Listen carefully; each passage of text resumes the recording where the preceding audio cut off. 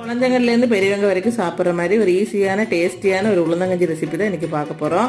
First ஒரு class கருப்பு உளுந்து எடுத்துக்கணும், ஒரு 1/4 கிளாஸ் பச்சரிசி எடுத்துக்கணும். இது ரெண்டையும் இந்த மாதிரி கழுவி நல்லா வடிகட்டினதுக்கப்புறம் ஒரு கடாயில் போட்டு நல்லா ஃப்ரை பண்ணிக்கணும். கை விடாமல் கலரிட்டே இருக்கணும், இல்லை அப்படின்னா ஈரமாக இருக்கிறதுக்கு கடாயில் கொஞ்சம் ஒட்டுற மாதிரி தான் இருக்கும்.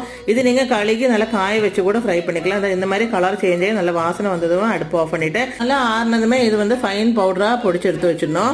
இதுக்கப்புறம் நம்ம கஞ்சி செய்கிறதுக்கு 1 கிளாஸ் தண்ணி எடுத்துருக்கிறோம். அதில் 1 ஸ்பூன் பவுடரை போட்டு இந்த மாதிரி நல்லா கட்டி இல்லாமல் மிக்ஸ் பண்ணிக்கணும். இப்போ 1/2 கிளாஸ் தண்ணி ஒரு கடாயில் ஊற்றி கொதிக்க வச்சிருக்கிறேன். இன்னைக்கு இதுக்கு கருப்பட்டி தான் நான் யூஸ் பண்ண போகிறேன். இப்போ கலந்து வச்சிருக்கிற உளுந்து பவுடர் போட்டு நல்லா கைவிடாமல் கலரிட்டே இருக்கணும். இப்போ கலர இது அப்படியே திக்காயிட்டே வந்துட்டே இருக்கும். இப்போ நம்ம பொடிச்சு வச்சிருக்கிற கருப்பட்டி இதில் சேர்த்துக்கலாம். கருப்பட்டி சேர்த்ததுமே இன்னும் ஒரு 2-3 நிமிஷம் நல்லா கொதி வந்ததுமே ஆஃப் பண்ணிடலாம் அடுப்பை. இதுக்கு வெல்லம் சர்க்கரை இதெல்லாம் சேர்க்கறத விட கருப்பட்டியோட டேஸ்ட் தான் செமையாக இருக்கும். லாஸ்ட்டில் தேங்காய் தூள் போட்டு சாப்பிட்டுக்கலாம். வீடியோ பிடிச்சா மறக்காமல் லைக் பண்ணுங்கள், சப்ஸ்கிரைப் பண்ணுங்கள்.